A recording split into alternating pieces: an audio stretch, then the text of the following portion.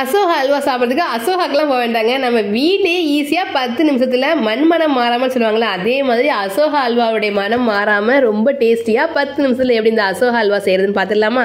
அதுக்கு ஃபர்ஸ்ட் என்ன செய்றீங்கன்னா, எந்த கப்பில் வேணால் நீங்கள் அளந்துக்கோங்க. ஏதாவது ஒரு கப்பில் 1 கப் அளவுக்கு பாசி பருப்பு, சிறு பருப்புன்னு சொல்லுவாங்க இல்லையா, அதுதாங்க எடுத்துருக்கேன். இது வந்து குக்கரில் சேர்த்துக்கோங்க, ஈஸியாக வேலை முடிஞ்சிடும். குக்கரில் சேர்த்துட்டு இந்த மாதிரி லைட்டாக கலர் மாறுற வரைக்கும் வறுத்துக்கோங்க. ரொம்ப கலர் மாறக்கூடாது, லைட்டாக மாறுற வரைக்கும் வறுத்துட்டு நல்லா தண்ணி ஊற்றி அலசி எடுத்துட்டு அந்த பருப்பு மூழ்கிற அளவுக்கு தண்ணி சேர்த்துட்டு இது கூடவே ஒரு 3லேருந்து 4 ஏலக்காய் சேர்த்துக்கோங்க. நம்ம இந்த ஸ்டேஜில் ஏலக்காய் சேர்க்கும் போது நமக்கு என்ன ஆகும், அந்த ஏலக்காய் நல்லா அரைஞ்சி நைஸாக கிடைக்கும். நல்லா ஏலக்காவும் சேர்த்துட்டு நல்லா வேக வச்சு எடுத்துக்கோங்க. இந்த மாதிரி எடுத்து பார்த்தீங்கன்னா நல்லா மைய வெந்திருக்கணும். இந்த லைட்டாக என்ன செய்யுங்க, ஒரு கரண்டி வச்சு நல்லா அமுத்தி விட்டு மசிச்சு விட்டுக்கோங்க. உங்களுக்கு ஈஸியாக அரைப்பட்டு வந்துடும். கை வச்சு செக் பண்ணும்போது கொஞ்சம் கவனமாக செக் பண்ணிக்கோங்க, இல்லைன்னா கையில் சுட்டும். சரிங்களா? இப்போ லைட்டாக வந்து என்ன செய்றீங்க, ஒரு கரண்டி வச்சு இந்த மாதிரி நல்லா அழுத்தி கொடுத்துட்டு இது ஒரு மிக்ஸி ஜாரில் சேர்த்துக்கோங்க. மிக்ஸி ஜாரில் சேர்த்துட்டு அந்த பருப்பு மூழ்கிற அளவுக்கு மட்டும் தண்ணி சேர்த்தா போதும். முக்கியமான ஒரு கண்டிஷன் என்ன அப்படின்னா, பருப்பு வந்து நல்லா கம்ப்ளீட்டாக ஆறணும். ஆறாமல் சேர்த்து அரைச்சிங்கன்னா மிக்ஸி வம்பா போயிடும். நல்லா ஆறின பிறகு மிக்ஸியில் சேர்த்துட்டு கொஞ்சமாக தண்ணி சேர்த்து நைஸாக அரைச்சி எடுத்து அது ஒரு ஓரமாக வச்சுருங்க. அடுத்ததாக கொஞ்சம் அகலமான ஒரு கடாயை எடுத்துக்கோங்க. நான்ஸ்டிக் கடாயாக இருந்தால் ரொம்பவே சூப்பர். இது கூட வந்து 1/2 கப் அளவுக்கு நெய் சேர்த்துக்கோங்க. நெய் சேர்த்துட்டு இது கூட முந்திரி, திராட்சை, அடுத்ததாக வந்து பேரிச்சம்பழம் வேணும்னா பேரிச்சம்பழம் நீங்கள் சேர்த்துக்கலாம், ரொம்ப டேஸ்டியாக இருக்கும். நல்லா வறுத்து எடுத்துருங்க, ஓரமாக வச்சுருங்க. அடுத்ததான் என்ன செய்றீங்கன்னா, அதே நெய்யில் 1/2 கப் அளவுக்கு மைதா மாவு சேர்த்துட்டு நல்லா கலந்து விடுங்க. கட்டிகள் எதுவுமே விடுவாது, நீங்கள் பயப்படாமல் கலந்து விடலாம். லைட்டாக பொரிஞ்சு வந்த பிறகு 1/4 கப் அளவுக்கு அரிசி மாவு, பச்சரிசி மாவு இருக்கு இல்லையா, அதுதாங்க சேர்த்துருக்கேன். இதுதான் வந்து அசலாக வந்து அசோகா அல்வா செய்யக்கூடிய பதம், பக்குவம் எல்லாமே இப்படி தான் ப்ரொசீஜர், இப்படி தான் செய்வாங்க. நம்ம வந்து என்ன செய்வோம்னா, ஹெல்த்தியான முறையில் இருக்கட்டும்ங்கிறதுக்காக கோதுமை மாவு சேர்ப்போம். ஆனால் அசலாக இப்படி தான் வந்து அசோகாவில் செய்கிறாங்க. ஓகேங்களா? அசோகா அல்வா திருவையாறில் இந்த மாதிரி தான் செஞ்சுக்கிட்டு இருக்காங்க. இப்போ இது கூட என்ன செஞ்சுக்கிறீங்க, நல்லா பொரிஞ்சு வந்த பிறகு நம்ம அரைச்சி வச்சிருக்க பருப்பு இருக்குல்ல, அதை உள்ளே சேர்த்துட்டு நல்லா கலக்கலன்னு கலந்து விட்டுட்டே இருந்தீங்கன்னா அது கொஞ்ச நேரத்தில் இந்த மாதிரி கெட்டியாகி வந்துடும். ரொம்ப நேரம் ஆகாதுங்க, ஒரு 2 நிமிஷத்துலேயே இந்த மாதிரி கெட்டியாகி வந்துடும்.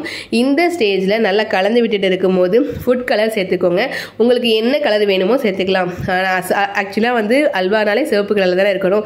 நான் அதனால் சிவப்பு ஃபுட் கலர் சேர்த்துருக்கேங்க. இது கூட சக்கரை சேர்த்துக்கோங்க. உங்களுக்கு இனிப்புக்கு தேவையான அளவு சேர்த்துக்கோங்க. சேர்த்துட்டு நல்லா கலக்குன்னு கலந்து விட்டுக்கோங்க. 1 கப் அளவுக்கு நம்ம வந்து பாசிப்பருப்பு எடுத்தோம் இல்லையா, அதுக்கு 3 கப் வரைக்கும் சக்கரை சேர்க்கலாம். அதுக்கு மேலே சேர்க்கறனாலும் சேர்த்துக்கோங்க, உங்கள் விருப்பம். நல்லா கலந்து விட்டுட்டே இருந்தீங்கன்னா இந்த மாதிரி ஒரு ஸ்டேஜ் வரும். இது கூட இப்போ என்ன செய்றீங்க, நெய் சேர்த்துட்டு நல்லா கலக்குன்னு கலந்து விட்டுட்டே இருங்க. கொஞ்சம் கொஞ்சமாக நெய் சேர்க்கணும். நமக்கு கரெக்டாக இதுக்கு வந்து 1 கப் அளவுக்கு நெய் தேவைப்படும். அதை வந்து நம்ம 1/2 கப் ஆல்ரெடி சேர்த்துட்டோம். பேலன்ஸ் இருக்கக்கூடிய 1/2 கப் நெய்யை வந்து கொஞ்சம் கொஞ்சமாக இதில் வந்து சேர்த்து கலந்து விட்டே இருந்தீங்கன்னா கொஞ்ச நேரத்தில் என்ன ஆகும், நம்ம ஊற்றின நெய் எல்லாமே எனக்கு வேண்டாம்ப்பா நீ வெளியே போ அப்படின்னு சொல்லி அந்த அசோகா வெளியே செய்யணும்க்கா, நம்ம ஊற்றின நெய் போதும் எனக்கு, நீ இனிமேல் ஊற்றாத எனக்குன்னு சொல்லிட்டு எல்லாத்தையும் வெளில வந்து அனுப்பி விட்டுரும். அந்த மாதிரி ஒரு ஸ்டேஜ் வர வரைக்கும் நல்லா கலந்து விட்டுக்கிட்டே இருக்கணும். இந்த மாதிரி கலந்து விட்டே இருங்க. கொஞ்சம் கொஞ்சமாக நெய் சேர்த்துக்கிட்டே இருங்க. சேர்க்காம விட்டுட்டீங்கன்னா உங்களுக்கு வந்து அல்வா மாதிரி வராது. இந்த மாதிரி நம்ம நெய்யை ஃபுல்லாக வெளியே கக்குனதோட என்ன செய்றீங்கன்னா, இதில் வந்து நம்ம வறுத்து வச்சுக்க முந்திரி, திராட்சை இருக்கா, அதை உள்ளே சேர்த்துட்டு நல்லா கலக்குன்னு கலந்து விட்டுட்டே இருங்க. அல்வா ரெடியான பிறகு இந்த அல்வாவை நீங்கள் என்ன செய்யலாம்னாக்கா, 2 மாதிரியாக உங்கள் வீட்டில் உள்ள ஃபேமிலி மெம்பர்ஸ்க்கு கொடுக்கலாம். ஃபர்ஸ்ட் மெத்தட், இந்த மாதிரி அல்வா ரெடியான பிறகு அதை அப்படியே அள்ளி ஒரு கிண்ணத்தில் போட்டு சுட சுட நீங்கள் கொடுத்தீங்கன்னாலும் நல்லாயிருக்கும். அப்படி இல்லைன்னா இதை அப்படியே ஒரு பாக்ஸில் தட்டிட்டு நல்லா கம்ப்ளீட்டாக ஆறின பிறகு பீஸ் போட்டு கொடுத்தீங்கனாலும் நல்லா சூப்பராக இருக்கும். இந்த மாதிரி நீங்கள் அல்வாவை கரண்டியில் எடுத்து நல்லா இப்படி தட்டினீங்கன்னா உடனே விழுந்துடும். அப்படி இல்லைன்னா நீங்கள் என்ன செஞ்சுக்கலாம், கொஞ்சமாக எடுத்து இந்த மாதிரி கையில் உருட்டி பார்த்தீங்கன்னு வச்சுக்கோங்களேன், உங்களுக்கு அழகாக உருட்ட வரும், நம்ம கைகளை ஒட்டாமல் இருக்கும். இந்த மாதிரி வந்துருச்சுன்னா நம்மளுடைய அல்வா வந்து சூப்பராக தயாராகிடுச்சு, பர்ஃபெக்டாக இருக்குது அசோகா அல்வா அப்படின்னு சொல்லிட்டு நமக்கு தெரிஞ்சுக்கணும். இதில் லைட்டாக ஃபைனலாக கொஞ்சமாக எண்ணெய் தடவி நெய் ஊற்றிட்டு இதை அப்படியே ஒரு பிளேட்டில் மாற்றிட்டு இது அழகாக தட்டுன்னு தட்டி விட்டு சமன்படுத்தி விட்டுட்டு நம்ம வந்து ஆறின பிறகு பீஸ் போட்டு கொடுத்தோம்னா நம்ம ஃபேமிலி மெம்பர்ஸ் என்ன சொல்லுவாங்க, அசோகாக்கே போயிட்டு வந்த மாதிரி இருக்குது அப்படின்னு சொல்லிட்டு சொல்லுவாங்க. அந்த அளவுக்கு செம்ம டேஸ்டியாக இருங்க. கண்டிப்பாக இந்த அல்வா கண்டிப்பாக ட்ரை பண்ணி பாருங்கள்.